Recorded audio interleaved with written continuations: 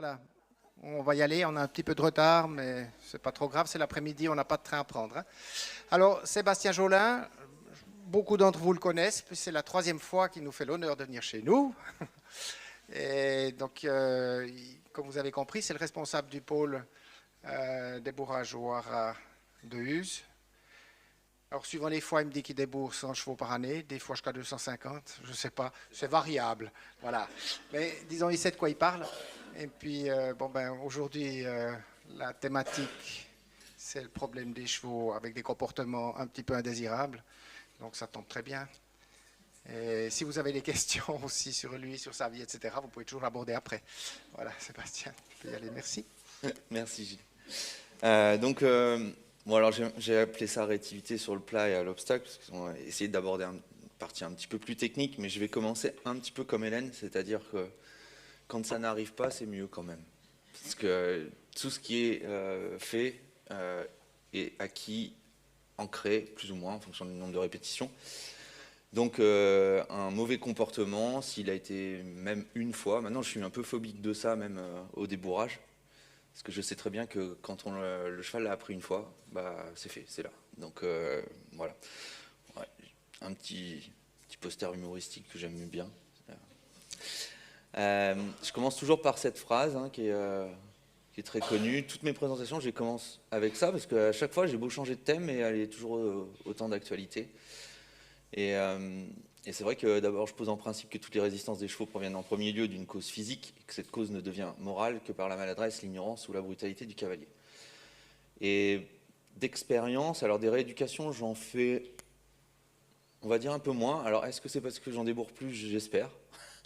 Mais il y en a toujours. Mais je pense qu'aussi les soins apportés aux chevaux de haut niveau maintenant sont quand même poussés au maximum. Donc on arrive à déceler des problèmes physiques plus vite. Donc je pense que grâce à ça, j'en ai moins. Enfin, j'aime à le penser en tout cas.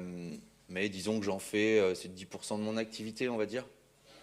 Alors jusqu'à 6-7 ans, je les prends sans trop rechigner. Après 7 ans, je les prends d'abord 15 jours. Je vois un petit peu ce qu'il en est. Et après, j'essaie de faire un programme, ce qui est très compliqué déjà de faire, en expliquant aux gens que je vais peut-être pas y arriver, que même si j'y arrive, c'est pas sûr que pour ce pourquoi il est fait, ça va aller, etc., etc. Donc la première chose, c'est ça, c'est l'aptitude physique. J'ai trouvé cette illustration assez bonne, parce que, et on en parlait un petit peu avec Olivier hier, même si on peut se référer quand même grandement aux maîtres équestres de plusieurs siècles, il faut se dire quand même que les chevaux, ils ont beaucoup évolué. On montait des chevaux de guerre, des chevaux de travail, même les premiers chevaux d'obstacle normands, et ils faisaient le labour la semaine et ils allaient au concours l'après-midi, hein. Le week-end plutôt. Donc c'était pas la même morphologie, c'était pas les mêmes problèmes mécaniques. Ils avaient aussi moins de sang, en tout cas hors pur sang, parce que les pur sang eux, sont là depuis longtemps. Mais voilà, c'est quand même un paramètre à prendre en compte. Donc il y a quand même ça qui a beaucoup joué, hein, la sélection génétique, à tort ou à raison, c'est un autre débat. Mais vu que les chevaux, alors il y a des chevaux plutôt de race de travail, comme le Lusitanien par exemple, qui a été sélectionné pour son travail, ou certains types de Quarter Horse. Et donc où ils sont attelés à sélectionner les chevaux sur leur capacité physique à faire ce qu'on leur demandait, mais aussi sur leur mental, puisqu'ils étaient élevés en troupeau. Donc au Portugal, hein, s'ils ont un troupeau d'entiers, s'il y en a un qui commence à foutre le bazar, il lui coupe la tête, c'est réglé. Donc ça fait une sélection, hein. Alors que nous, en tout cas en Europe, on a sélectionné les chevaux sur leur capacité sportive, jamais mentale. Même si vous posez la question à n'importe quel cavalier, qu'est-ce qui est le plus important chez un cheval de sport, ils vont vous dire le mental. Mais quand il est très difficile, mais qu'il saute très bien, mais il saute quand même très bien.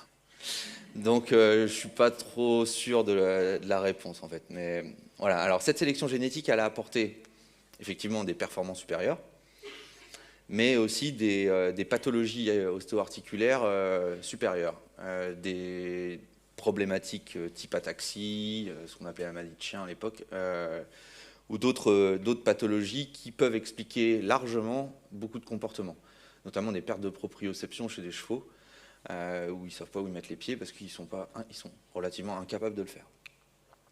Alors après, il y a aussi une question de conformation. Il y a des chevaux où vous ne pouvez pas leur demander de... je ne sais pas, je prends n'importe quel exemple, mais un cheval qui a les jarrets loin. Alors ça, c'était le cas, si vous regardez des reprises de dressage d'il y a les 15-20 ans, vous voyez des chevaux qui sont assez épais, grands, avec des arrière-mains très loin, où il fallait mettre beaucoup de jambes pour rassembler les chevaux, ça devenait très compliqué. Là maintenant, on a des chevaux quand même plus courts, qui sont plus rapides dans l'arrière-main, mais on ne pourrait pas leur demander de dérouler ce qu'on déroule maintenant. Enfin, si, ils le feraient, mais ils seraient bons derniers, ils ne seraient pas performants. Toute ma présentation elle est quand même basée sur ce que je connais le plus, donc c'est la sélection globalement des chevaux de sport pour aller sur des belles épreuves, hein, au mieux vers les jeux ou des grosses épreuves. Donc la conformation, ça paraît quand même essentiel. Les pathologies ostéo-articulaires et les aplombs maréchalerie, essentiel également, hein, pas de pied, pas de cheval, ça tout le monde connaît. Et maintenant c'est pareil, hein, il y a des techniques vétérinaires et orthopédiques qui permettent de régler des problèmes très jeunes, sur des poulains notamment. Moi j'ai vu des poulains complètement tordus à la naissance et à 3 ans, vous n'auriez pas dit que c'était le cas. Donc il y a quand même beaucoup de solutions avant d'avoir des problèmes. Maintenant, s'ils arrivent complètement cagneux à 3 ans, qu'on commence à débourrer, qui se touchent tout le temps, c'est pareil, ça va développer d'autres problèmes, d'autres douleurs. Donc qui dit douleur, dit pas forcément l'envie de travailler. Donc après des problèmes de comportement, mais qui ne sont pas la cause même de ce comportement-là, qui sont plus des causes physiques. Alors, je vais vous citer 2 exemples. Un très récent, je ne pensais pas encore me faire avoir, et un plus ancien. J'en ai eu un, ça c'était il y a 15 ans, quand je suis arrivé au Hara, on avait acheté une petite fortune en liberté, il sautait très très bien, un Kidams Rubin, qui sautait très bien, sauf que quand on l'a récupéré au Hara, après les ventes aux enchères, il se stoppait dans le rond d'avant-cours dans le virage, il tremblait. Donc il voulait vraiment plus voir une barre. Le cavalier de l'époque me dit, tu peux pas y jeter un œil, donc je jette un œil, effectivement, je travaille le cheval, j'arrive à le refaire sauter en liberté. Il était débourré, hein, il avait 4 ans je crois. Pareil, monter, il voulait pas voir une barre, donc je le monte, j'arrive à lui faire sauter une barre ou deux, et on voit une petite boiterie. Et le cavalier me dit, faudrait peut-être le faire checker. Je dis, bah écoute, moi à l'époque j'étais un petit peu moins conscient de tout ça. Je dis, laisse-moi stabiliser le mental, et une fois que ce sera le cas, on le montrera au veto. Il s'avère que le cheval avait un kyste dans chaque pied, donc forcément, sauter c'était très douloureux pour lui. Et là récemment, j'ai eu un Hollandais qui avait été loupé dans plusieurs écuries au débourrage. Je ne supportais pas le cavalier, il partait vraiment très très violemment. Je l'ai gardé 7 mois.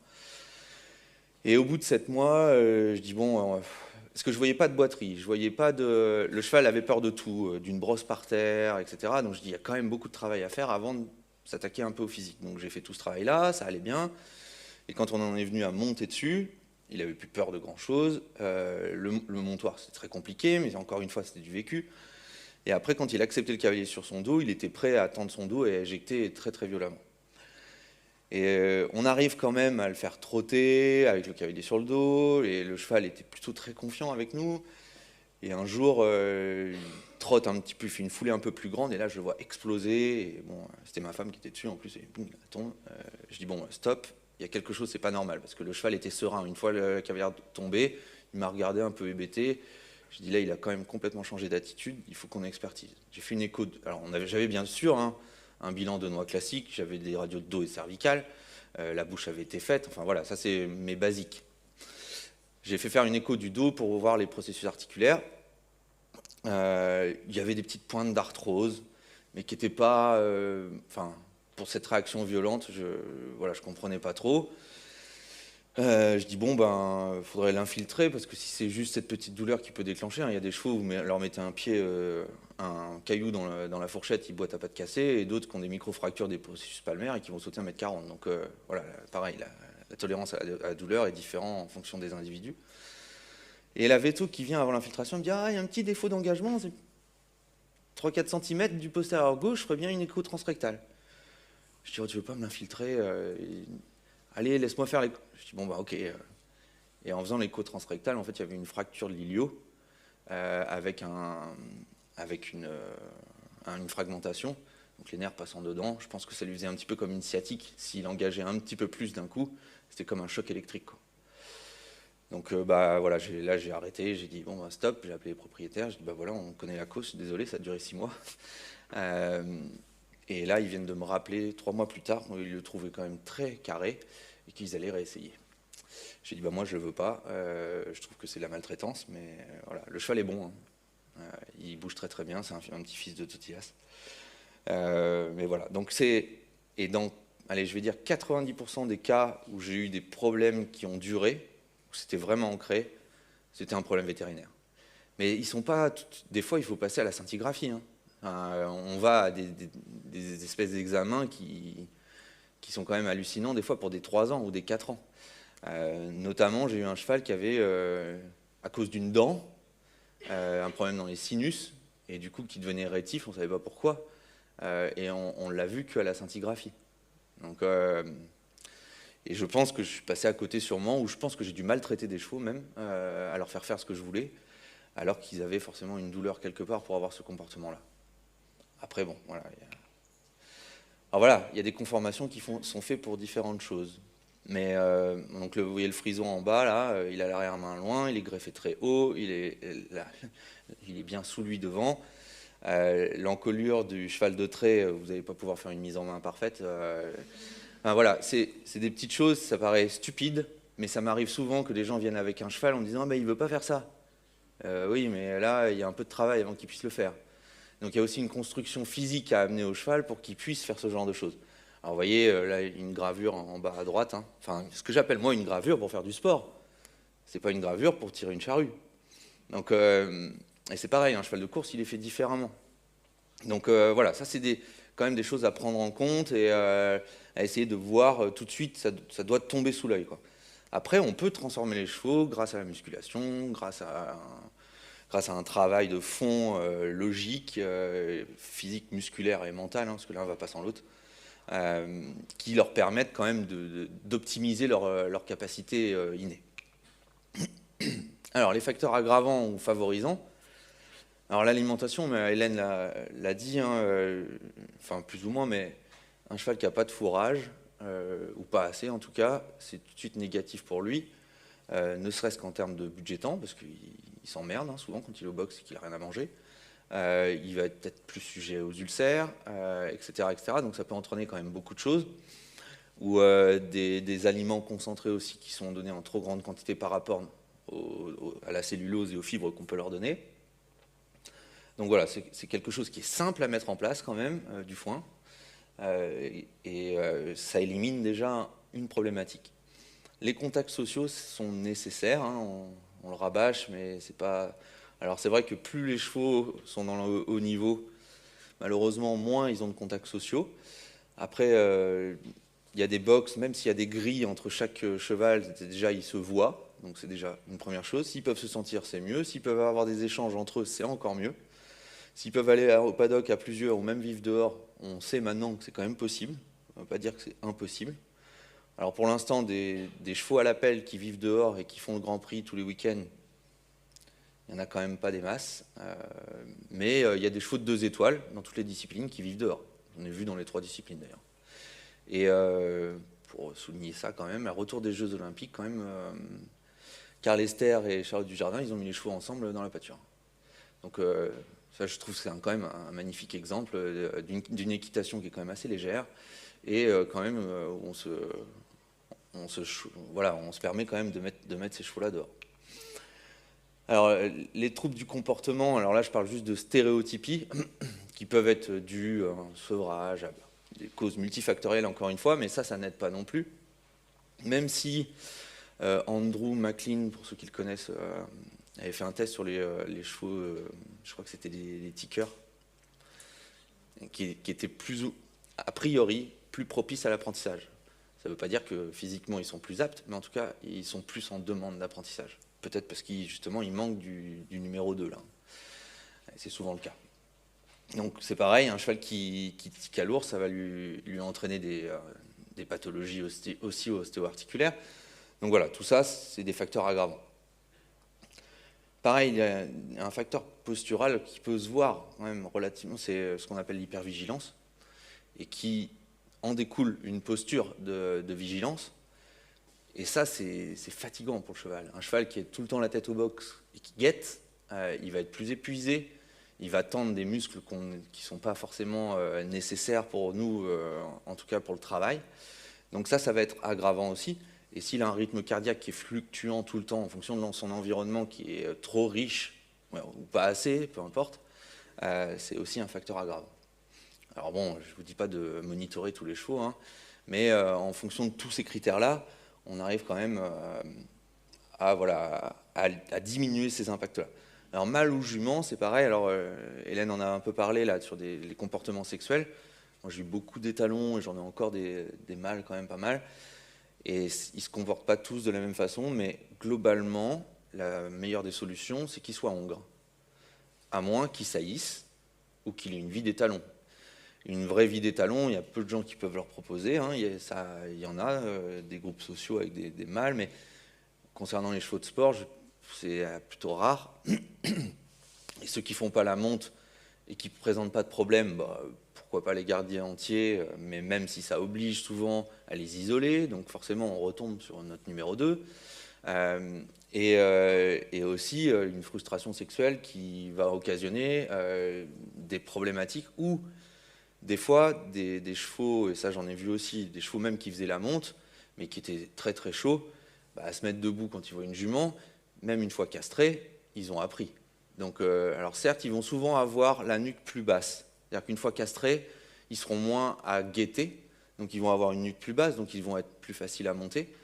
Mais par contre, s'ils ont appris à rétiver à la jambe en se mettant debout, parce qu'à la base, ils regardaient une jument ou ils voulaient hennir, on ne les laissait pas hennir, etc., ça va pas, le comportement sera déjà là. Et alors pour les juments, pareil, qu'on dit un peu ovariennes justement, ou pisseuses vulgairement, il y en a effectivement qui sont plus sensibles en leur période de chaleur.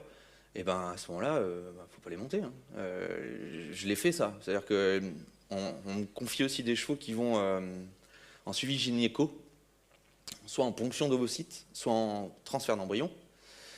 Et des fois, les éleveurs me disent, tu peux pas la débourrer en même temps, comme ça on fait d'une pierre deux coups. Bah oui, il n'y a qu'à faire ça. Alors maintenant, j'ai le luxe de pouvoir dire, je veux bien essayer. Si ça va, ça va. Si ça va pas, on arrête. Et j'ai eu des juments sur lesquels ça posait aucun problème, et d'autres qui deviennent une raideur, qui sont vraiment, je vois bien la différence entre le suivi gynéco et pas de suivi gynéco, qui deviennent aigris, enfin, qui ont des comportements qui n'ont pas lieu d'être si ils n'avaient pas été dans ce suivi-là. Donc voilà, ça c'est des petits détails, mais encore une fois, ça va conditionner le reste. Donc si on insiste là-dessus, on risque de déclencher des comportements non voulus qu'on aura du mal après à effacer. Et alors les remises au travail, ça concerne un peu plus la jument pleine, parce que ça aussi j'ai eu le cas malheureusement. Une jument qui a pouliné, c'est une ceinture abdominale qui est inexistante pour la remise du travail, donc qui nécessite l'ostéo forcément, une bonne gestion alimentaire et maraîchalerie, et une remise au travail progressive et un travail de musculation d'au moins 3 mois. Sinon, elles ont mal au dos et elles passent à côté de leur carrière. Et ça, pareil, je l'ai vécu. Il se trouve que j'en ai loupé une à cause de ça. On a fait méso en fait, on a bricolé pour que ça aille. Et au bout d'un moment, on s'est dit, c'est trop tard, le temps est passé, en plus elle est poulinée, etc. Et c'est devenu notre meilleure poulinière. Donc finalement, elle n'a pas une mauvaise vie. Mais voilà, donc maintenant, quand j'ai des juments qui ont pouliné, on fait un programme qui est un peu différent. Alors, individualité et performance. La sensibilité, c'est ce dont on a besoin dans tout ce qui est sport de haut niveau. Il faut qu'ils soient sensibles et réactifs. C'est ce qui va les sauver, et c'est ce qui va faire qu'ils seront plus performants, qu'ils seront plus rapides au sol, plus rapides aussi à l'action des aides, à réagir aux aides, si c'est bien fait bien sûr. Mais c'est aussi ce qui font qu'ils apprennent plus vite. Ils apprennent plus vite les comportements que vous aurez pu faire passer volontairement ou involontairement. Donc ça, c'est vraiment à faire attention, mais c'est à double tranchant. Et c'est là où, je pense, se fait la différence entre le cheval d'amateur et le cheval de professionnel. Parce que finalement, tout est dans le timing. Ce qu'on appelle le timing, moi, ce que j'appelle le timing, c'est ce que les anciens appellent le tact équestre. C'est la même chose. C'est le moment de se dire, ok, le cheval l'a fait, moi, j'ai plus besoin de faire. j'ai plus besoin de demander puisqu'il l'a fait. La capacité de concentration, c'est pareil, hein, toujours dans l'optique du sport. Pour moi, la discipline la plus difficile, pour le cheval, c'est le dressage, parce que ça dure longtemps. C'est-à-dire qu'une épreuve de dressage, c'est entre 10 et 12 minutes d'effort intense, avec une concentration qui doit être telle qu'il ne doit se focaliser que sur les aides. Alors qu'un parcours de CSO, même si c'est 1m60, ça dure 1 minute. Et il y a toujours des moments de relâchement, ne serait-ce qu'au-dessus du saut. Alors que même quand ils rondent le contact pour faire un pas allongé, ça reste un pas très très actif. Donc voilà, la concentration, c'est quand même quelque chose qui est nécessaire aussi pour ces chevaux-là. Et c'est pareil, je pense, je n'ai pas de certitude là-dessus, mais je pense que ça s'éduque. Des fois sous contrainte, mais que le cheval apprenne, quand il n'est pas concentré, c'est pas bénéfique pour lui. Et la motivation. Alors là, la motivation, Hélène en a beaucoup parlé, et ça j'en suis sûr, la meilleure des motivations, elle est souvent dans le renforcement positif. Malheureusement, moi je l'utilise peu, le renforcement positif, je vais être honnête.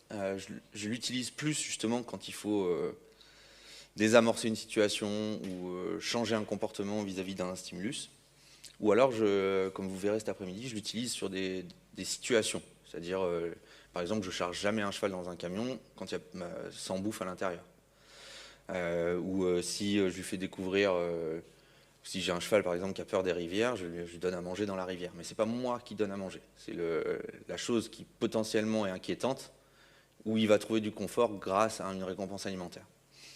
Déjà, ça m'évite d'avoir un mauvais timing, et c'est lui qui le trouve seul. Et la motivation, alors c'en est une, mais ça peut être autre chose pour un cheval. Ça peut être déjà l'arrêt de l'épreuve, hein, tout simplement. L'arrivée, le retour aux écuries, le retour au champ, le retour des congénères, le retour de ce qui est connu aussi, hein, parce que la routine est quand même très rassurante pour le cheval. Et ça, c'est pareil, je l'ai découvert un peu plus avec le marcheur. Le marcheur qui me semblait être un outil un peu barbare à la base, je trouve que c'est un outil qui est assez intéressant pour les chevaux, et en termes d'apprentissage, et en termes de routine, qui aide à rassurer le cheval, bizarrement. Et pour preuve, une fois j'étais dans une écurie de complet pour rééduquer un cheval qui avait des gros problèmes mentaux. Et un matin, je me lève et c'était le bordel dans l'écurie, il y avait des couvertures partout, le cheval pue dans le box. Et c'était dans une grande structure, il y avait un spring garden, il y avait des pâtures avec des chevaux, donc on cherche tous le cheval partout. Il aurait pu aller voir des potes, il aurait pu aller dans la grainerie, il aurait pu être dans un champ en train de bourder de l'herbe. Et en passant à côté du marcheur, je vois le cheval qui poussait la paroi du marcheur. Je me suis dit, quand même, il avait tout ce panel de choix, et il s'est dit, je vais rentrer dans le marcheur. Et là, à partir de ce moment-là, j'ai réfléchi à ça.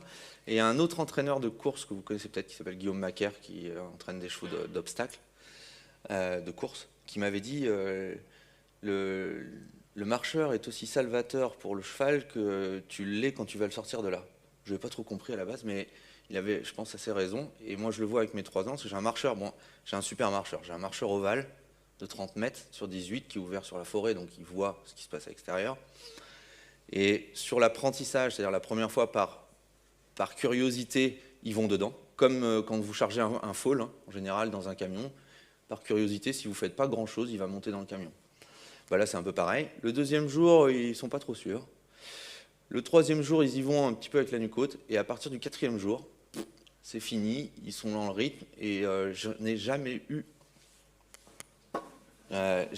eu de cheval qui a refusé d'aller au marcheur. Donc pour moi, c'est quand même un bon outil. Ça ne remplace pas le paddock, ça ne remplace pas les contacts sociaux dans le box, etc. Mais c'est un outil en plus. Ça donne du fond en plus, donc un cheval qui marche, c'est jamais négatif. Il faut bien le régler, etc. Mais voilà. Alors l'éducation, bien sûr. Hein, alors à l'élevage, il n'y a pas grand-chose à faire. Enfin, si les éleveurs vont gueuler dessus, j'allais dire il n'y a pas grand-chose à faire. C'est faux. On peut faire beaucoup de choses pendant la période d'élevage, notamment beaucoup d'apprentissage avec le licol, le fait de mener, et surtout, en fait, ce que j'appelle l'éducation à l'élevage, c'est que le rapport avec l'homme soit plutôt positif. Alors je sais, et je vois hein, tous les ans, quand il y a un poulain qui naît, il y a forcément un peu de coercition parce qu'il faut faire les vaccins, il faut faire le micro-lax, etc., etc. Donc on lui saute un peu dessus. Mais il y a des moments qui sont très propices, et maintenant les amis scientifiques ont quand même bien prouvé que c'était le cas, qui sont propices à l'apprentissage, et ça, il ne faut pas s'en priver, notamment après le sevrage. Et du coup, le sevrage, c'est pareil, c'est quand même un moment clé de la vie du cheval, comme son débourrage. Il s'avère qu'a priori, de tous les tests, en tout cas actuels, ce qui paraît le plus intelligent, c'est de mettre des autres individus avec les mères et de retirer les mères sans changer le poulain d'environnement. Je ne rentre pas dans les détails, mais je pense que je ne suis pas loin de ça. Avant le débourrage, s'il a eu un bon sevrage, si le rapport à l'homme était plutôt positif, le maréchal aussi d'ailleurs, ça en fait partie, hein, vous arrivez quand même avec un cheval qui est plutôt sain, qu'il n'est pas manqué de rapports sociaux jusque-là. Alors même si je sais que c'est très difficile, justement, on revient sur les mâles, d'avoir des mâles, en fait c'est que des groupes de mâles, que des groupes de juments, du même âge. Donc en termes de rapports sociaux, c'est un peu pauvre. Alors j'avais réussi à une époque à mettre des vieux dans les troupeaux de mâles et de juments. Et on avait fait le test parce que le responsable d'élevage à l'époque m'avait dit « Oh, tu m'emmerdes, ça fait un cheval de plus dans le troupeau. » Je dis « Bah écoute, on avait deux lots de 20 mâles. » Je dis « On va en mettre un dans un lot et pas dans l'autre. » On en avait mis même deux, je crois. Et au bout de 2 mois, je dis « Alors ?» Il dit « Bah, t'avais raison, hein, tout le monde s'attrape beaucoup plus facilement dans le lot de droite. Le maréchal, il se casse moins les pieds. Enfin, tout était beaucoup plus positif. » Donc voilà, s'il y a un vieux cheval à mettre avec un lot de jeunes, c'est quand même beaucoup mieux pour eux. Alors le débourrage, bien sûr, hein, ça c'est les premiers apprentissages montés. Il faut que ça soit, alors, j'allais dire positif, mais je ne peux pas dire ça en fait. Parce que finalement, ça ne l'est pas. Hein. S'ils avaient le choix, ils resteraient dans leur pré avec leurs congénères. Donc, mais au moins que ça soit logique et qu'ils comprennent. Ce que je dis souvent à mes étudiants, c'est essayer de vous poser tout le temps la question de savoir quand est-ce que le cheval, lui, sait qu'il a bien fait. Si on se pose tout le temps cette question-là, on est obligé quand même de se mettre un peu plus à sa place et de se dire à quel moment, lui, il a pu comprendre que c'est ce que je voulais. Et je pense que ça pourrait résumer le débourrage. Si on arrive à débourrer un cheval en tenant ce principe-là, il y a moins d'incompréhension, donc moins de risques que de rentrer dans enfin, de lui apprendre des comportements non souhaitables. Et alors, après le débourrage, il faut s'assurer que ce soit suffisamment acquis. Donc, il y a une phase d'apprentissage et il y a une phase de répétition. La répétition, l'ancrage, c'est assez important. Si ça tenait qu'à moi, j'aimerais bien garder les chevaux 6 mois en disant que c'est juste du débourrage pendant 6 mois. Mais après, le problème, c'est que rattraper la vitesse des cycles classiques, c'est très compliqué, surtout en dressage, encore une fois. À l'obstacle en complet, c'est encore faisable. En dressage, c'est très très difficile. C'est-à-dire que s'ils loupent 4 mois de travail, ça va être encore plus dur pour eux derrière. Si on veut rester toujours au niveau. Après, ça amène d'autres questions. Hein. Est-ce que les cycles classiques, finalement, sont bien faits pour les chevaux? Puisque si on loupe en 4 mois de travail, alors que c'est censé être des concours de formation, c'est pas ce qui nous montre que les chevaux qui vont au plus haut niveau étaient les gagnants des cycles classiques. Donc, il y en a aussi. Donc, je sais pas.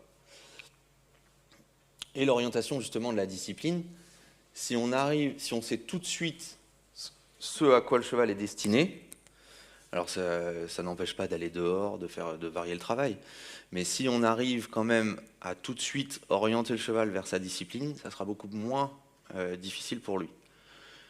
Et je pense encore au dressage. Parce que c'est la base finalement de toutes les disciplines. C'est-à-dire que si on veut construire un cheval qui a les propriétés physiques dont j'ai parlé au début, qui saute avec son corps, etc., il va falloir le dresser quand même. Donc cette orientation-là, il faut l'avoir le plus vite possible. Et si c'est fait dès le début, c'est plus normal pour le cheval. Au début, j'ai débourré même en licol, et puis après je le rendais, je dis bah voilà, il trotte, il galope. Mais après, il y a la contrainte. Si la marche entre le débourrage et la contrainte qu'on va lui imposer est trop grande, le cheval, c'est sûr, il va rétiver, parce que ça sera trop brutal. Et ça voudra dire aussi qu'il n'a pas assez répété.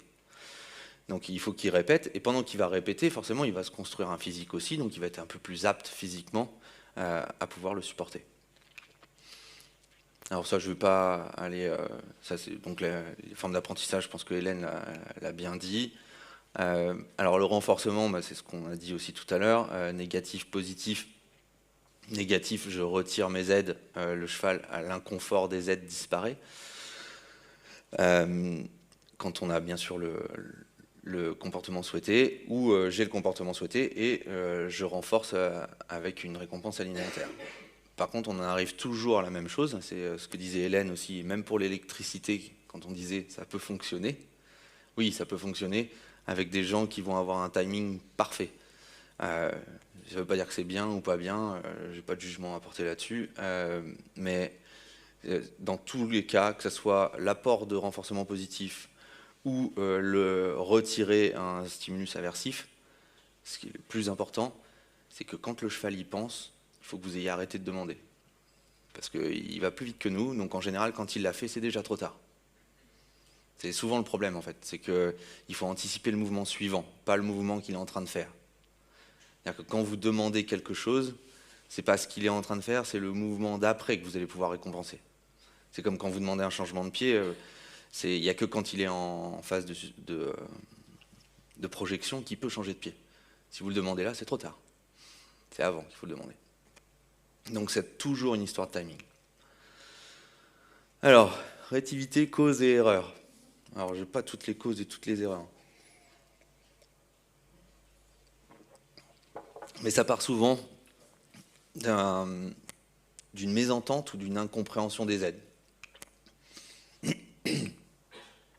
Alors, les aides, c'est le seul, en tout cas en compétition, c'est la seule chose dont on va disposer pour faire au cheval ce qu'on attend de lui.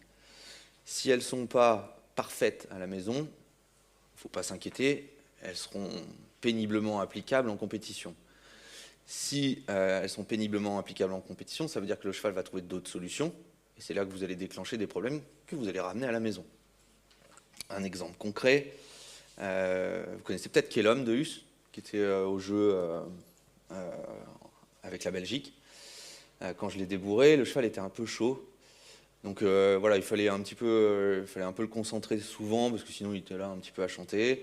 Et le cavalier qui le monte derrière moi, je ne sais pas, 6 mois plus tard que je le laisse, je passe aux écuries, il monte dessus, et quand il monte dessus, le cheval part au pas. Et je dis c'était Mathieu à l'époque, Mathieu Lambert, je dis Mathieu, il bouge ton cheval là. Ouais, mais il part juste au pas. Je dis oui, mais il part sans toi. Non, mais regarde, il bouge pas, je suis sur une longue. Ok. 2 mois plus tard, il m'appelle, il me dit Seb, je suis au concours, tu peux pas venir? Je dis pourquoi? Je peux pas monter ni sur Kellum, ni sur Tsunami d'ailleurs. Je dis comment ça? Bah, il gueule, je mets le pied à l'étrier, il part au trot. Voilà. Donc il a fallu que j'aille au concours, que je règle le problème là-bas, ce qui m'a compliqué la vie quand même, parce que forcément, après là, j'avais l'entier bien réveillé. Alors que s'ils avaient travaillé ça à la maison, bah, ils seraient peut-être partis au pas au concours. Et après, on aurait peut-être pu, petit à petit, gommer ce comportement-là. Alors on l'a fait comme ça, mais du coup, il a fallu passer quand même un peu de temps, et à la maison, et en concours. Mais bon. Donc, les aides, avant les tâches, les aides, que ce soit dans la compréhension et dans l'acceptation, il faut que ça soit parfait sur du basique pour pouvoir le complexifier. Si on rajoute des couches sur des choses qui sont imparfaites, ça n'ira pas. À terme, ça n'ira pas. C'est pareil, sur des chevaux, l'idée est bonne, mais ça je l'ai vu tellement de fois, sur des chevaux qui sont un peu laxes, qui ont besoin d'être un petit peu repris entre 2 obstacles, là je parle des chevaux d'obstacles, et qu'on dit, bon, allez, ils vont faire les tours de 4 ans un peu ouverts comme ça, et puis après on les remet au champ, et puis on les reprendra pour les 5 ans. Ça va pas ça, c'est pas possible. Ou alors il faut les déclasser, il faut refaire des concours d'entraînement.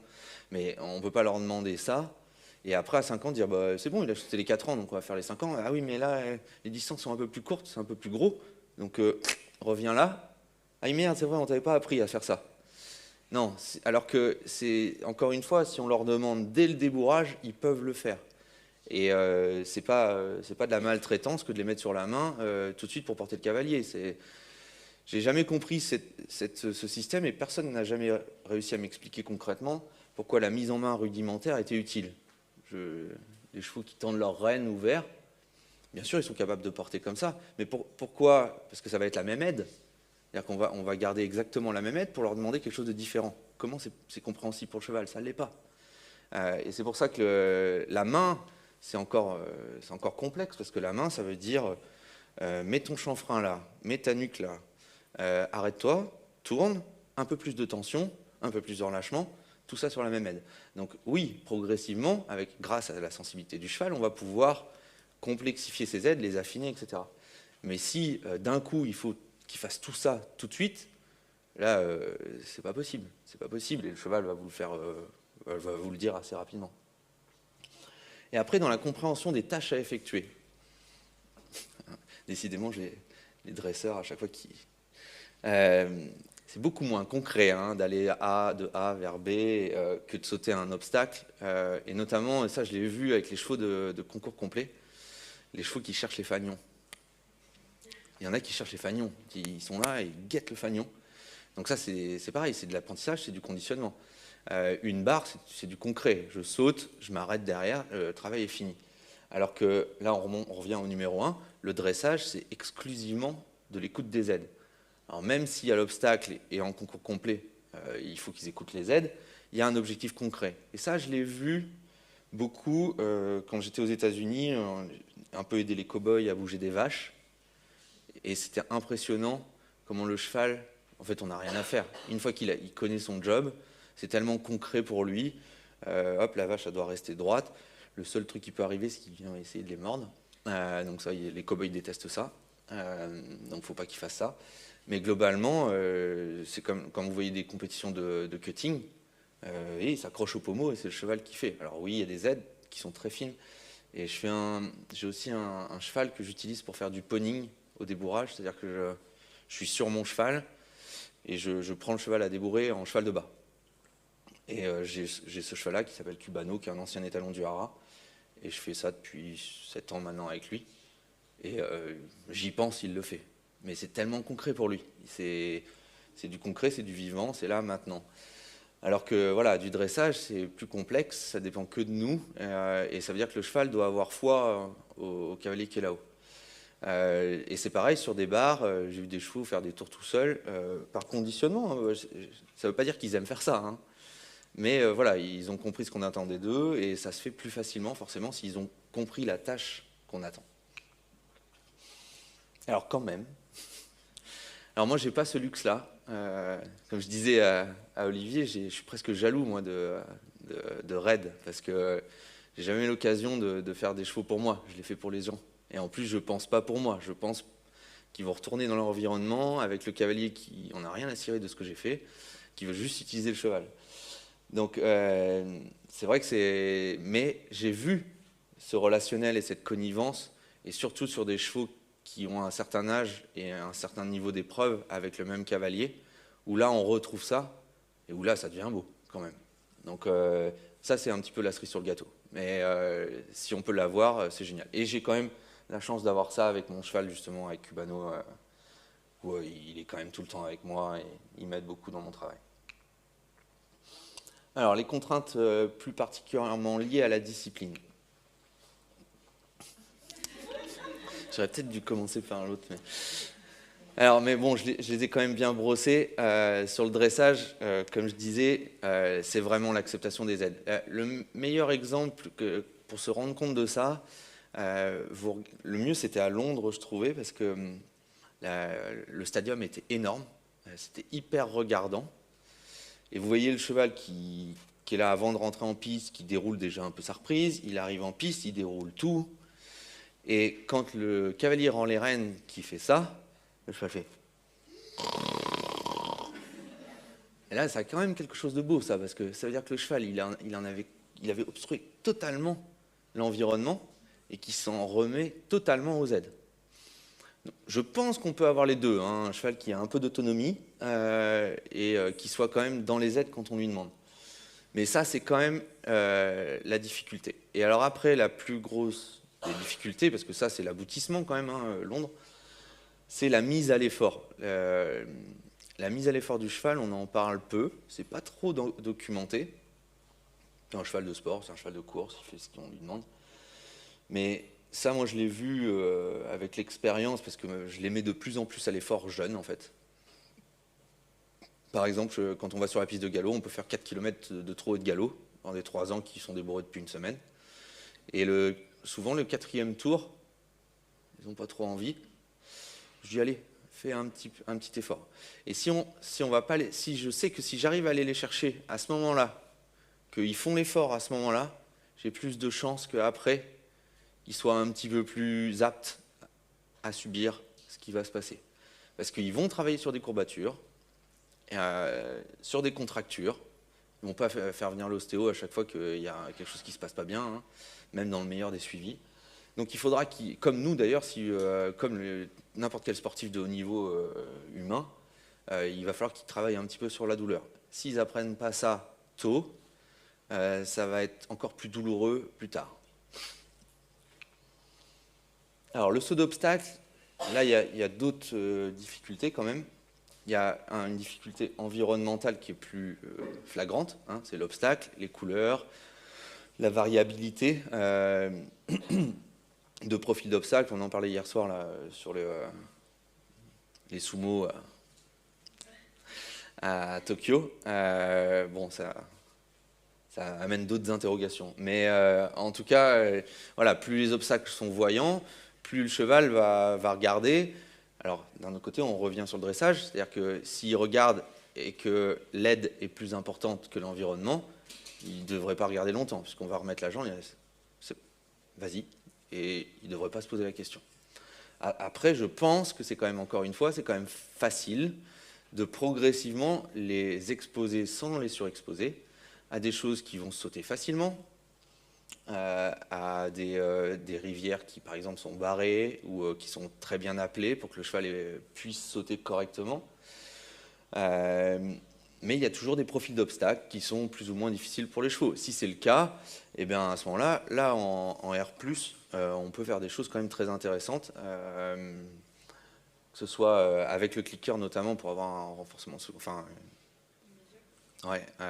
au-dessus de la barre ou quand le cheval prend son appel même. Ou faire sauter tout petit des profils qui sont un peu compliqués. Alors, le concours complet, théoriquement, il y a plus de problèmes en concours complet, parce qu'il y a plus de profils d'obstacles. Et bien, bizarrement, il y en a beaucoup moins. Je ne sais pas pourquoi. Je pense que le fait de varier beaucoup le travail, de changer d'environnement plus souvent, expose le cheval donc plus, forcément, et dans le galop, qui est quand même un galop plus naturel que dans une combinaison, dans un triple difficile à sauter, le cheval est plus à l'aise. Je pense que c'est ça. Mais il y a aussi le fait que les cavaliers de concours complet leur donnent plus d'autonomie. Ils les resserrent moins au quotidien. Je pense que c'est ça. Bon, il y a l'eau qui reste compliquée. L'eau, les trous et d'autres, mais je pense qu'on va en parler. Et il y a aussi la durée. C'est-à-dire que sur le concours complet, il faut quand même qu'ils aient un sacré fond. Mais on en revient à la même problématique, c'est-à-dire la préparation. Si ils ont été convenablement travaillés, si le travail de fond a été fait, qu'ils vont en trotting, qu'ils ont un bon cardio, qu'ils sont musculairement bien développés, mais pas trop lourds, parce que s'ils sont surmusclés, ils vont déclencher d'autres problématiques. Il n'y a pas de raison. Alors oui, voilà. L'effort physique, la progressivité, ça paraît logique, hein, mais de rajouter des couches progressivement sur chacune, c'est quand même ce qu'il y a de mieux. Alors maintenant, il y a quand même des outils, notamment, je parlais du marcheur, le tapis, tout ça, c'est des outils qui peuvent aider à la musculation du cheval et la longe aussi, sans poids du cavalier, sans gêne en fait. Et je pense qu'on ne le fait pas assez. Je pense qu'un cheval, si on veut le muscler, il est beaucoup plus facile à muscler à la longe, avec un enraînement éventuellement adapté, réfléchi. par rapport à sa morphologie, on revient à mes diapos du début, plutôt que de le monter bêtement pour dire je vais le sortir pour lui donner du fond. Plus un peu de marcheur ou tapis, plus du paddock, je pense que c'est bien plus bénéfique qu'une séance de trotting où il va avoir le poids du cavalier sur le dos. Après, ce n'est que mon avis, mais je pense que des séances efficaces courtes d'apprentissage plus de la musculation, on arrive à construire un cheval progressivement sans que ça soit difficile pour lui. Mes séances montées, quand j'ai fait 15 minutes vraiment de travail sans interruption et que le cheval a progressé, c'est bien assez. C'est bien assez, à 3 et 4 ans. Hein. Mais par contre, ça n'empêche pas qu'il aille au marcheur avant, qu'il soit longé, qu'il ait un petit programme de musculation, et l'alimentation adaptée, etc., etc. Et après, du coup, si ça c'est le cas, progressivement, on peut augmenter les séances, progressivement, on peut demander un peu plus de mouvement, d'amplitude, etc., etc. Alors c'est pareil, ça se construit en même temps, mais c'est un peu lié. C'est-à-dire que si vous faites des séances longues, dures, vous allez perdre l'écoute, et sans écoute, vous perdez l'apprentissage. Donc il n'y a aucun intérêt. Alors là, c'est ce qu'il faut être capable de cerner, c'est quand est-ce que j'en demande trop, ou quand est-ce que j'ai déjà réussi à obtenir quelque chose qui était suffisant pour aujourd'hui et qu'on pourra justement capitaliser là-dessus pour répéter demain. Ça dépend de chaque cheval et il n'y en a pas un pareil, donc il faut s'adapter. Et le fond qui en découle, c'est-à-dire qu'il y a forcément besoin d'un travail de fond qui va permettre justement la multiplication des globules rouges, hein, c'est nécessaire, avoir une meilleure respiration, une capacité pulmonaire, et ça que ce soit pour n'importe quel cheval. Donc et tout ça constitue quand même un effort physique, c'est certain, mais mental aussi, parce que quand vous prenez un 3 ans qui est fraîchement débourré, qui a vécu dans une écurie, il faut quitter l'écurie, il faut qu'il se fasse un peu mal, il porte un cavalier qu'il n'a jamais porté, enfin tout ça c'est quand même difficile pour lui. Donc c'est pas laissé à la légère, et il faut repérer justement quand le cheval fait un effort à ce moment-là, et le récompenser, soit par l'arrêt de la séance, soit par repasser au pas à rêne longue et rien demander pendant un certain temps, enfin... Voilà, il y a différentes façons de récompenser un effort, mais en tout cas, il faut le noter et essayer de le récompenser systématiquement. Alors, des pistes de travail pour les problématiques. Alors, je retombe un petit peu sur ce que disait Hélène, hein, je suis désolé, on ne s'est pas concerté, donc c'est un peu redondant, mais l'analyse est nécessaire quand vous avez une problématique, c'est d'identifier s'il y a un déclencheur. Et souvent... on en parlait avec Julien tout à l'heure, un cheval qui ne veut pas donner les pieds, c'est pas parce qu'il ne veut pas donner un pied, c'est parce qu'il n'est pas assez confiant pour donner ses pieds, ou laisser ses pieds dans les mains de l'homme, ou de ne pas pouvoir fuir. Enfin, il y a peut-être sûrement une autre raison qui est à voir bien avant. Un cheval qui rétive à l'obstacle, comme on l'a évoqué tout à l'heure, est-ce que c'est parce qu'il a rétivé, parce que la jambe s'est posée au mauvais moment et que c'est la jambe qui l'a fait s'arrêter? Est-ce que c'est le profil d'obstacle qui est trop regardant pour lui ou qu'il a pris peur là-dessus? Enfin, ça peut être quand même différents facteurs et du coup, ce n'est pas du tout les mêmes pistes de travail. Donc, il faut arriver à les identifier et ce n'est pas si simple parce que des fois, je m'aperçois après, si on enlève les problèmes physiques, hein, mais que c'était d'un problème qui venait de bien avant et qui s'est dégradé et qui a laissé la place à d'autres apprentissages non voulus. Mais c'est celui-là qu'on a retenu, parce que c'est celui-là qui nous embête le plus, mais alors que le premier, qui n'était pas forcément souhaitable, mais bon, on passe, hein, c'est un peu comme le montoir, c'est pas grave, quoi. Et alors, quantifier, c'est un peu dommage, mais quantifier, c'est essayer de savoir le nombre de fois où c'est arrivé. Enfin, moi, ça m'aide beaucoup, parce que si on me dit, ça fait 10 ans qu'il fait ça, je ne sais pas si je vais déjà commencer à être démoralisé avant d'avoir commencé quand même. Donc c'est quand même assez intéressant de savoir combien de temps il a fait, s'il a fait tout le temps dans les mêmes situations, avec le même cavalier, et du coup avec le même déclencheur. Si c'est une défense qui s'est produite avec différents cavaliers dans différentes écuries, et ça reste la même défense, c'est encore plus compliqué, parce que si je me dis qu'il y a un seul cavalier qui le fait faire ça, peut-être que je vais pouvoir déceler dans le cavalier un déclencheur ou une mauvaise gestion quelque part, ou un mauvais équilibre, ou je ne sais pas, quelque chose qui est spécifique au cavalier. Si c'est ni spécifique au cavalier, ni spécifique à l'environnement, et que le cheval a 10 ans, ça devient complexe. Et voilà, et ben, mesurer un petit peu l'impact que ça peut avoir, aussi bien sur les conséquences de ce comportement-là, c'est-à-dire que souvent ça en emmène un autre, et aussi ça emmène un comportement du cavalier derrière. C'est-à-dire que le cheval fait quelque chose, c'est très rare que le cavalier reste dessus en disant bon, oh, c'est parti, on refait autre chose. Parce qu'effectivement, en première intention, je pense que c'est une bonne idée, ce que tu disais tout à l'heure. On fait abstraction de ce qui se passe et on redemande gentiment.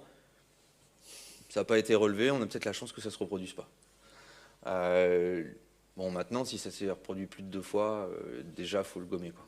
Enfin, à mon avis, il faut le gommer le plus tôt possible. Mais bon. Donc, il faut essayer d'avoir le maximum de données sans basculer dans l'historique et l'interprétation humaine de ce qui a pu être fait. Parce que des fois, j'ai un problème avec mon cheval. Okay. Alors, il a été là, quel est le problème? Oui, mais vous comprenez, il s'est passé ça. Quel est le problème du cheval? Et j'ai du mal à avoir l'information, en fait. Alors que la personne qui est au bout du fil a l'impression de me donner toutes les infos qu'elle peut me donner, mais pas celles qui m'intéressent. Le mieux, en fait, c'est de le changer d'environnement et que je fasse le naïf, moi. Finalement, au final, c'est ce que je fais. C'est-à-dire que je le prends comme si c'était un cheval à débourrer et j'avance et je vois où j'ai des blocages. Et des fois, ça m'arrive d'avoir un blocage tout bête, de régler et de ne pas avoir le comportement indésirable, qui n'a complètement rien à voir. Pourquoi, comment, je ne sais pas. On change le cheval d'environnement. Alors, c'est pareil, j'ai la chance d'avoir des écuries avec des box qui sont ouverts sur des courettes. Donc, les chevaux, si ce n'est pas des mâles, je les laisse, ils peuvent se groomer, ils peuvent faire ça entre eux. Le premier, il y a 40 box dans mon écurie, le premier voit le dernier, et il voit aussi en face.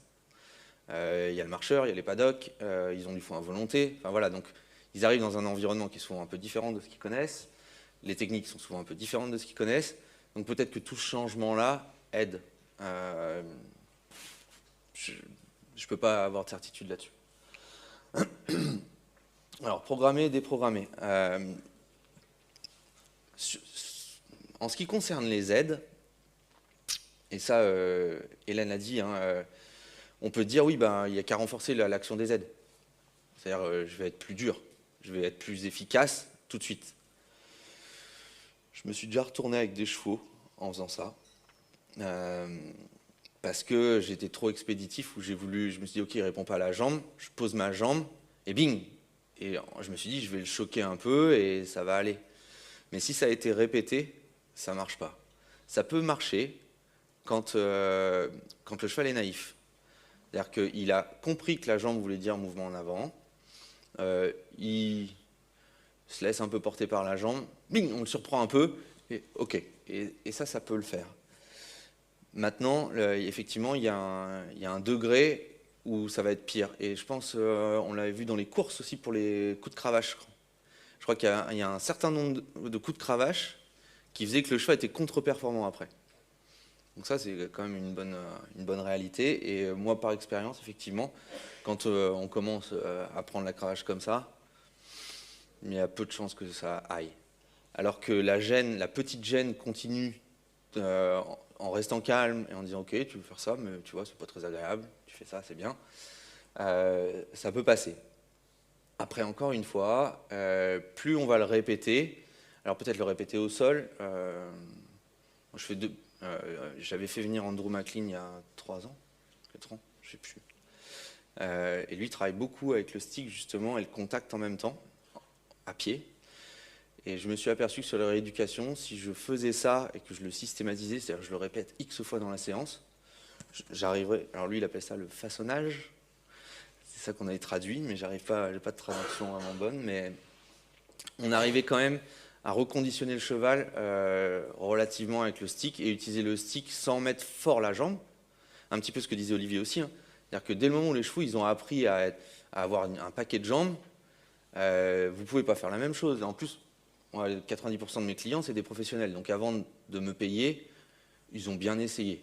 Ils ont bien essayé avant de m'appeler et de me dire « Bon, il n'est pas très sympa le cheval, tu ne peux pas faire quelque chose ?» Et du coup, je sais que ça ne sert à rien que je sois coercitif. Si je le suis, autant leur renvoyer, et ils vont essayer. Donc, il faut reconditionner d'une façon, idéalement, qui n'a pas été faite, pour que ce soit un peu nouveau pour le cheval. On peut arriver, justement, en renforçant l'action des aides artificielles dans un premier temps, à le transposer aux aides naturelles, c'est-à-dire de jambes, après. Mais le cheval, il va repartir de chez moi, et le cavalier va remonter dessus, et il va remettre des jambes. Donc là, je ne sais pas si j'aurais fait assez. Et je sais toujours que j'en aurais pas fait assez. Enfin, pour le cavalier, en tout cas, j'en aurais pas fait assez. Donc voilà, c'est encore le même problème. C'est si ça a été répété trop de fois et que le cheval a, je sais pas, s'est mis debout à la jambe X fois, ou a rué, ou s'est arrêté, ou a mordu la botte aussi, enfin, des choses comme ça. Quoique ça encore, c'est plus facile que les chevaux qui se mettent debout. Mais il y a peu de chances que ça fonctionne, surtout s'il l'a fait dans un environnement, avec le cavalier, dans une situation, avec 3 paramètres, et que vous répétez ces 3 paramètres après. Comme je vous disais, c'est ancré au niveau neuronal. Il y a de grandes chances que le cheval le refasse après.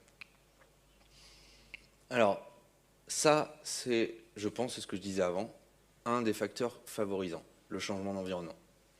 Si on arrive à changer le cheval d'environnement, multiplier les rapports sociaux, qu'il soit fibré au maximum, qu'il était checké en termes vétérinaires, même si des fois il a des petites douleurs, si c'est un cheval de qualité, c'est pas une infiltration pour l'aider qui va entacher sa carrière.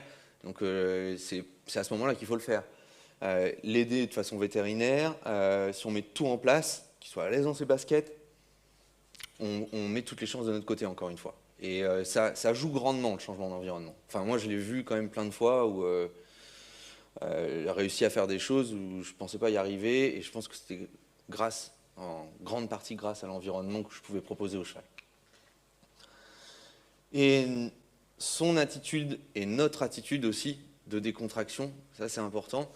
C'est pareil, hein, un cheval qui se sent bien dans son corps, qui va dans le mouvement en avant relâché, il va être plus apte forcément après à amener un peu plus de tension et qu'on lui demande un petit effort. Il y a beaucoup même des amateurs qui montrent des vidéos des fois. Je dis mais c'est à la maison, qu'est-ce que vous faites là? Pourquoi vous déroulez la reprise? Ils pensent qu'en fait ce qu'ils voient en reprise, c'est ce qu'il faut faire à la maison. Non, la reprise, surtout chez les jeunes, c'est 5-6 minutes de nuque haute.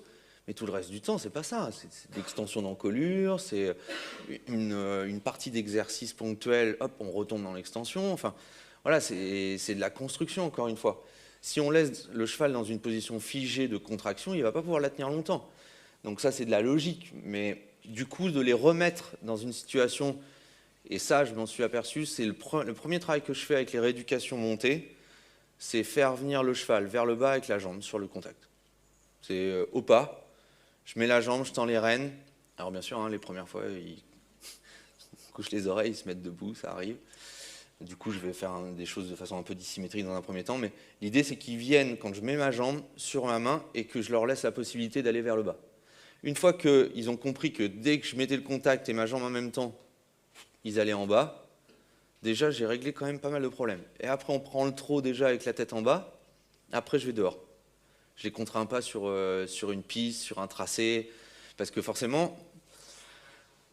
alors, le problème et la solution, souvent, sur les très très bons cavaliers, c'est pas donné à tout le monde, hein, mais ça je l'ai vu aussi, et je ne comprenais pas en fait pourquoi elle arrivait à faire ça.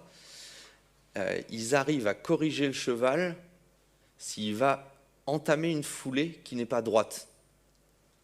C'est-à-dire qu'il va partir un peu dissymétrique et tout de suite le cavalier a corrigé avant qu'il ait posé l'antérieur ou le postérieur. Donc là, ça demande déjà beaucoup de tact et de notions. Hein. Mais du coup, le cheval, il ne trouve pas sa place. Parce que forcément, il n'est pas droit au début. Il a forcément une petite... il est un peu contre-incurvé à gauche, à droite, il n'est pas totalement symétrique. Donc de temps en temps, il faut leur permettre un peu de dissymétrie pour progressivement les remettre droits.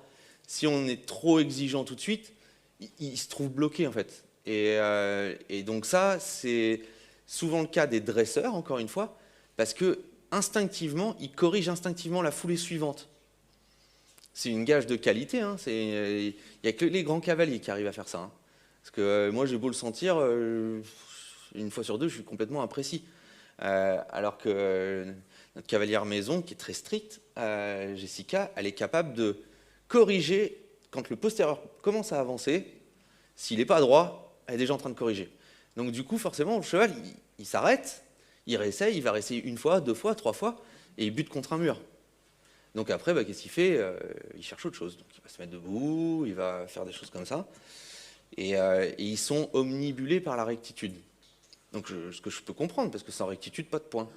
Mais encore une fois, ça demande voilà, un travail qui est de longue haleine et qui doit se dérouler en fonction du physique du cheval. Alors peut-être que c'était une mauvaise sélection de notre part, d'avoir un cheval qui était trop contre-incurvé ou pas assez droit au début, parce qu'on sait que ça va être trop dur pour lui.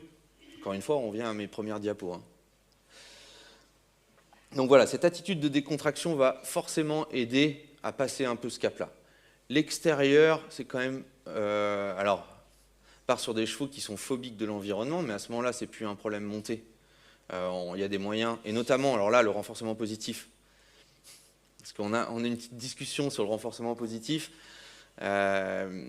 parce qu'on a fait avec Léa, on a fait pendant une année des tests de comportement où j'ai pris un certain nombre de chevaux à ma manière, et j'en ai pris le même nombre de chevaux à ma manière en rajoutant du renforcement positif. Il s'avère que toute la désensibilisation s'est passée beaucoup plus rapidement et ça a été beaucoup plus efficace. La seule question qui me vient, c'est que je pense qu'il y a un petit effet de masquage là-dessus. C'est-à-dire que le cheval étant tellement motivé que, par exemple, je me suis aperçu que quand, par exemple, j'ai un entier, je suis en train de travailler, quand j'ai une jument qui sort, qui va au paddock, forcément, il se déconnecte un petit peu de moi et il va éventuellement hennir, bouger un peu un pied. Quand ils étaient en R+, ils ne voyaient même plus la jument.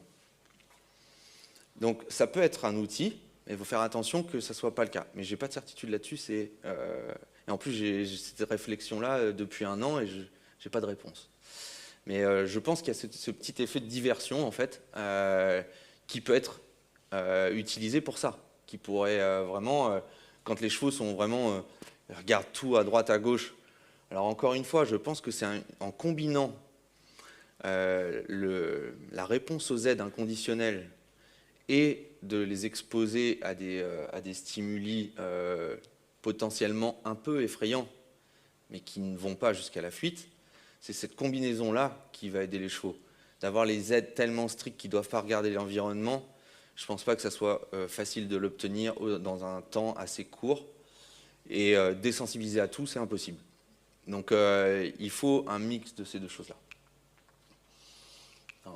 On y vient. Donc pour l'environnement et de la désensibilisation spécifique, on peut le faire. C'est-à-dire qu'en dressage, il y a plusieurs choses. Sur les aires d'évolution, il y a croiser les autres chevaux. Ça paraît tout bête, mais ça peut vous flinguer une reprise sur les chevaux qui ne croisent pas, ou même qui se mettent en tension quand il y a un autre cheval qui rentre sur le carré. C'est-à-dire qu'ils croisent bien, il n'y a pas de problème, mais il y en a un autre qui rentre et tout de suite, ils montent de 20 cardiaques et ils sont tout de suite la nuque un peu plus haute. Là déjà, vous perdez des points. Donc ça, c'est assez facile à faire. Dans les aires d'évolution, il y a les cabanes de jury, les pots de fleurs, les drapeaux, les bâches. Tout ça, ça se fait à la maison sans problème. Et après, là où à chaque fois, je ne comprends pas ça, pourquoi on n'emmène pas les chevaux juste pour se promener sur une reprise de dressage? C'est-à-dire, pourquoi on n'y va pas pour travailler la décontraction en concours? Non, il faut dérouler la reprise de dressage et qu'ils soient notés. C'est débile. Ils sont dans une phase d'apprentissage jusqu'à 6-7 ans. Le Grand Prix, il a 8, 9, 10 ans. Donc on a quand même un certain nombre d'années en se disant, ça doit plus être un problème. Si c'en est un, ça veut dire qu'on a loupé quelque part, on a manqué quelque chose. Donc le mieux, c'est de les emmener en bagage, et quand il y a avec un vieux, par exemple, d'emmener un jeune, et de se dire, alors oui, ça coûte un peu d'argent, mais quand on a les prétentions d'aller jusqu'au plus haut niveau, il faut se donner les moyens, et de faire de l'extension d'encolure sur le carré de dressage. Vous faites ça 3 fois, c'est fini. Hein. Alors que forcément, quand ils sont en tension comme ça, qu'ils ne peuvent pas regarder, etc., il faut vraiment que ça soit parfait. Hein. Alors l'effort, on en a parlé. Aide naturelle, artificielle, si on a bien conditionné, il n'y a théoriquement pas de problème. Alors sur les airs relevés, j'aurais pu faire une flèche vers l'effort, mais tous ceux qui ont étudié un peu, notamment sur l'équipe hollandaise, là, j'ai une amie qui travaille avec eux sur le cardio, et ils se sont aperçus bizarrement que le piafé et le passage, c'est là où ils avaient le cardio le plus bas. Alors qu'on se disait que, enfin, pour nous, c'est un effort énorme, il s'avère que pas du tout. La pirouette, c'est autre chose. Mais le piafé et le passage, a priori, demandent beaucoup moins d'efforts qu'une pirouette. En tout cas, en termes de cardio. Parce que ça, c'est qu'un paramètre. Hein. Mais pour les airs relevés, souvent, ce n'est pas le problème de l'exécution du piafé ou du passage, c'est le problème de l'apprentissage du piafé et du passage. C'est que souvent, il a été fait un petit peu avec la fuite, en chassant un peu le cheval vers l'avant et en mettant le frein devant. Hein. C'est un petit peu le pilier, sauf que le pilier bien fait, je pense que c'est mieux parce que ça cède mieux que la main du cavalier, forcément, ça ne bouge pas. Donc le pilier bien utilisé avec un apprentissage avant, je ne suis pas sûr que ça soit si négatif que ça. Et que forcément, quand on applique une pression sur les jarrets, etc., il faut que ça ait été expliqué, hein, comme les longues graines, on en parlait avec Olivier, il ne faut pas que le cheval ait peur de quelqu'un derrière avec une chambrière. Sauf que s'il était déjà un petit peu debout dans la carrière et qu'il y a le groom qui est comme ça, en chassant le cheval, il y a peu de chances qu'on puisse le faire piaffer dans le calme. Hein. Enfin voilà, il y a plein de choses comme ça qui ne sont pas en adéquation avec ce qu'a vécu le cheval pour acquérir ces apprentissages-là. Donc à faire attention. Mais globalement, si on prend chaque chose point par point, il n'y a rien de complexe. Il y a juste à y réfléchir en amont. Alors dans le saut d'obstacle, on en a déjà parlé. Je vais parler quand même de la rivière et du paddock. Alors les profils d'obstacle, c'est ce que je disais, il y a les couleurs, les auxerres, les spas, les profils différents. Bon, ça se travaille dans la répétition avec, je sais pas moi, s'il faut commencer avec des barres naturelles et en mettre une de couleur, et après on rajoute autre chose, et on met un bidet après, enfin, sur un obstacle, en arrêtant derrière le saut, et éventuellement en rajoutant du renforcement positif, si c'est une rééducation. Si c'est un cheval qui est en apprentissage, il n'y a même pas besoin, hein. Il saute l'obstacle, on s'arrête, on lâche les rênes, et voilà, et on répète, et après 2, 3, et on enchaîne. La rivière, c'est beaucoup plus complexe. Pourquoi? Est-ce que quelqu'un a une idée? Hormis que ce soit de l'eau. Hein.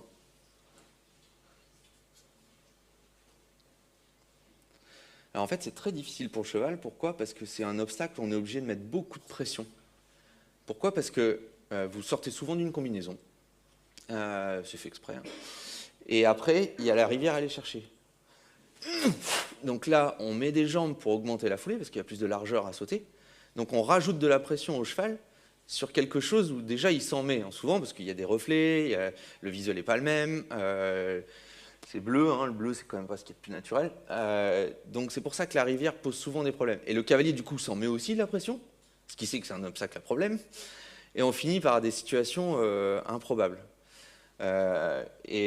Souvent, quand j'en rééduque pour des rivières, le cavalier dit ah, mais tu mets les pieds dedans, mais il va faire faute. Mais non, laisse-le gratter dans l'eau un peu, et puis après, on va le faire en situation de saut. Mais c'est pareil, une rivière, ça doit s'aborder étroite dans un premier temps, isolée, et après on rallonge, quitte à mettre 2 bidets les uns derrière les autres, et c'est pas un problème. Ils peuvent sauter, il n'y a pas besoin d'avoir un galop de fou pour aller sauter 3 mètres de largeur. Alors là, ça peut être beaucoup plus, mais... Alors le paddock, les chevaux qui paddock, ça j'en ai eu pas mal. Alors c'est pareil, c'est un peu comme le concours d'entraînement, ça se résout assez facilement. Vous allez à la fin, il y a toujours des concours, vous pouvez aller en fin de parcours faire un peu ce que vous voulez. J'ai emmené les chevaux, j'allais sur le paddock, je faisais monter le cavalier épaule en dedans, droite, gauche, que ça soit un petit peu dur, mais que ça ne soit pas des exercices, attention, hein, que je sois clair. Que les exercices que vous demandez pour complexifier un endroit ou pour le rendre un peu désagréable, il ne faut pas que ça soit quelque chose de nouveau. Il faut que ça soit quelque chose que le cheval fait facilement, qu'il ait compris, mais qui soit un petit peu dur physiquement. Donc, en général, je me sers l'épaule en dedans. Mais voilà, épaule en dedans, sur un cercle un peu serré, on y va dans le paddock, on ne saute pas, et on va sur la piste. Et je dis au cavalier, si tu ramènes, surtout, tu le laisses te ramener, et tu recommences. Épaulant dedans, épaulant dedans, épaulant dedans. Au bout d'un moment, il aime bien aller sur la piste.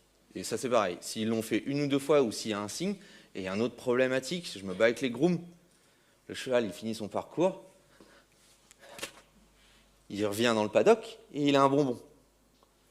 Donc là, pour le coup, autant il donne de la bouffe gratuitement souvent, mais là, elle est non seulement gratuite, mais en plus, c'est de l'apprentissage, quoi.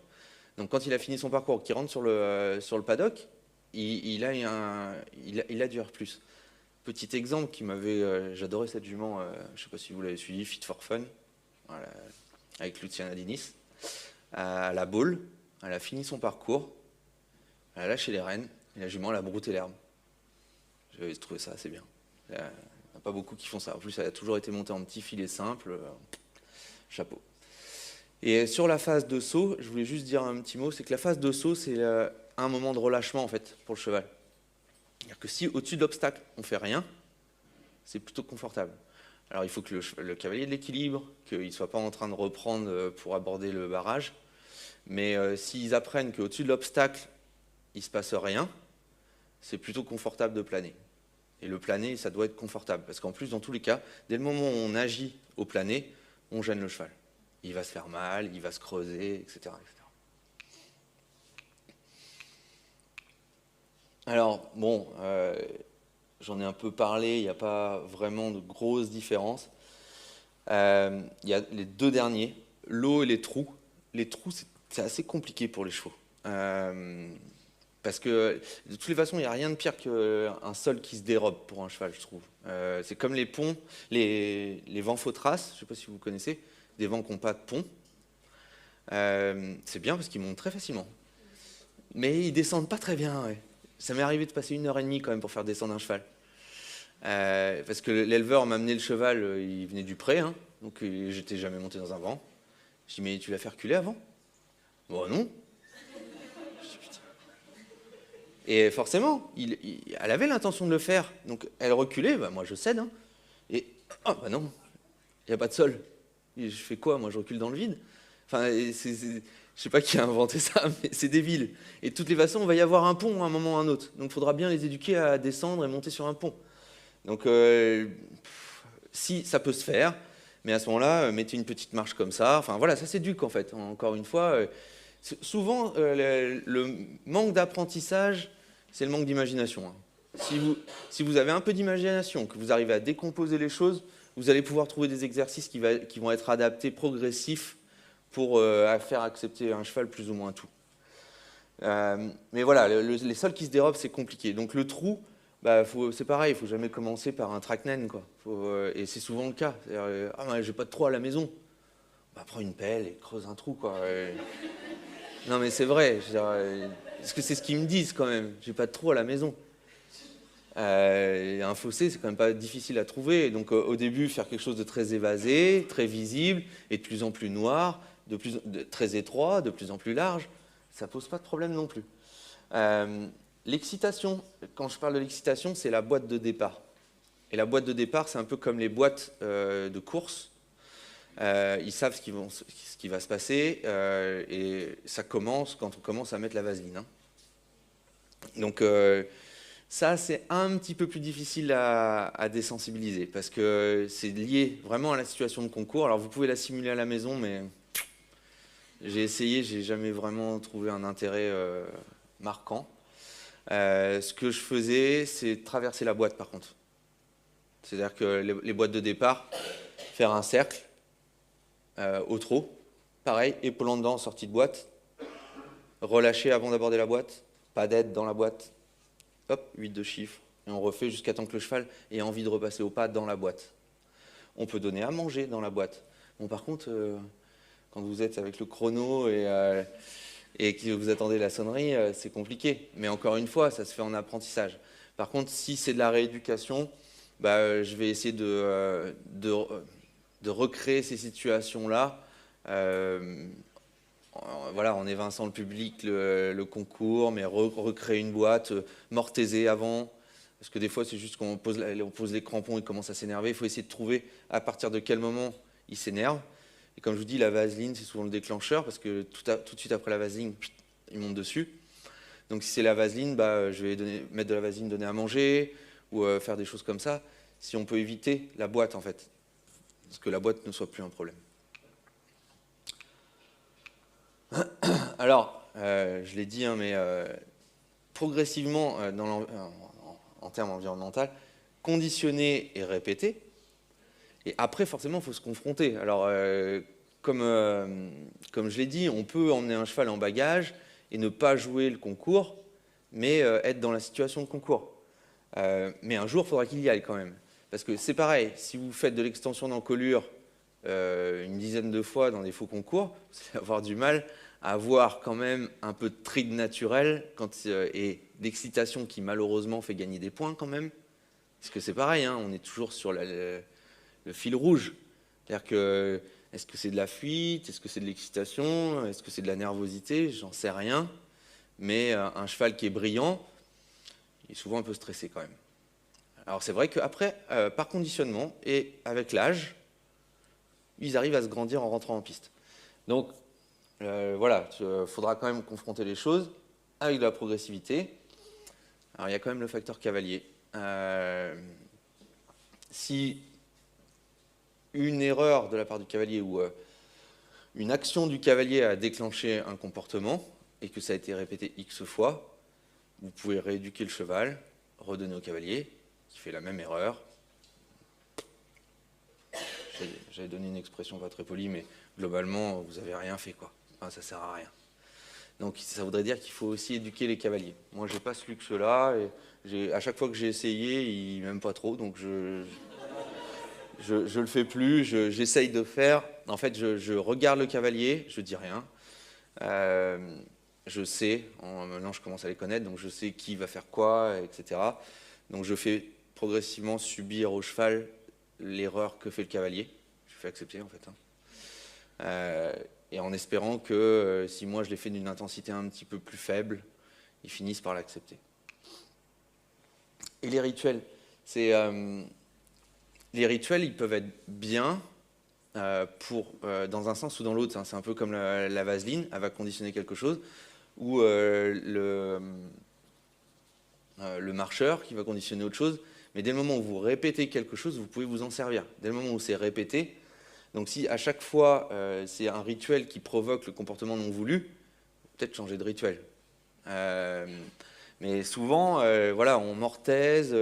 Ça m'est arrivé avec un cheval quand même, où c'était vraiment les mortaises qui amorçaient le truc. Je me suis dit, mais les mortaises la veille, quoi.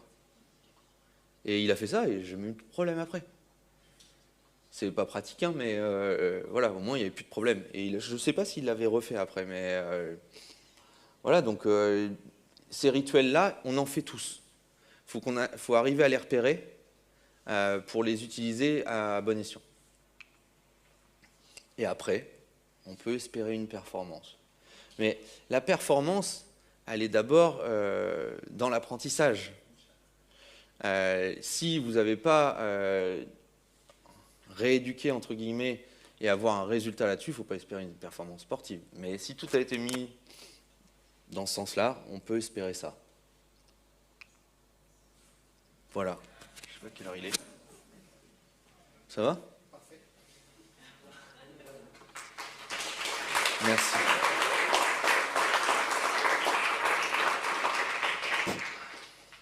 Voilà. Est-ce qu'il y a des questions ? Tout le monde est réveillé, c'est bien. Ah, j'ai vu des gens qui dormaient. Je peux même les pointer.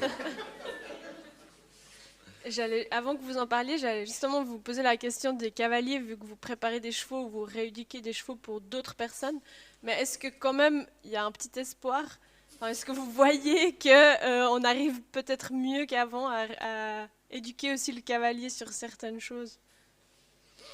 Ou bien rien change et on est un peu désespéré quand même ? Franchement, ça dépend de chaque cavalier.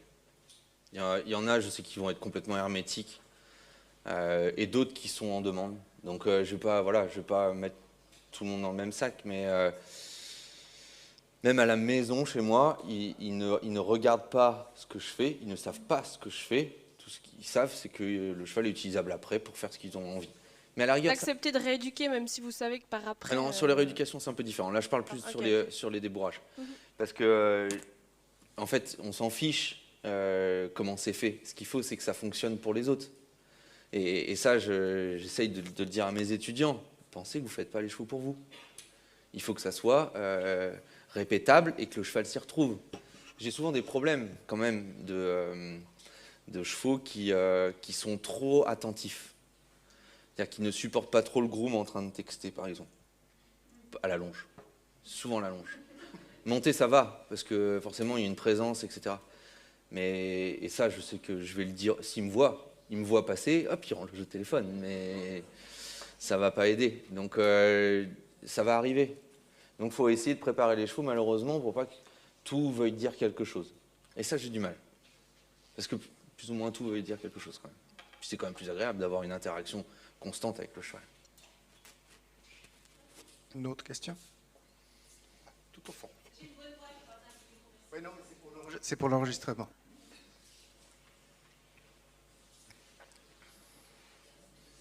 Déjà, merci pour vos explications.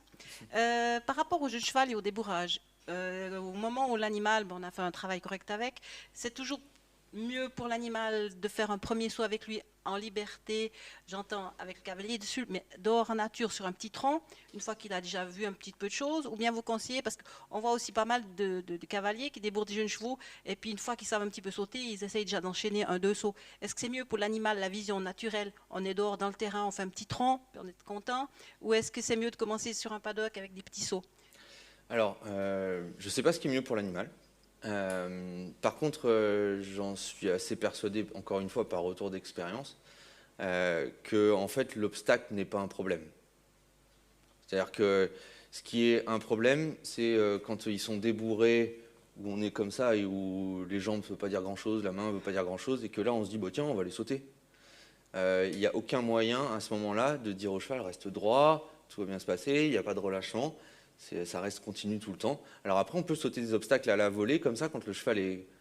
Voilà, on a réussi à lui imposer, on va dire, une cadence. Et qu'il y ait un obstacle ou pas, c'est pas un problème. Moi, je fais des petits sauts en extérieur, sur des troncs. Dressage, pas dressage. Même on a mis une demi-trait, là, on a fait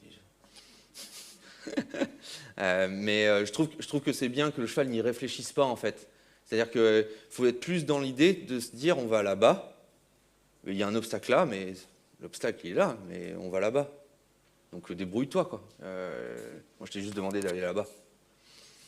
Mais il ne faut pas focaliser l'obstacle. Plus on focalise l'obstacle, c'est un peu comme Michel Robert qui dit toujours regarde le singe dans l'arbre, mais c'est le même truc.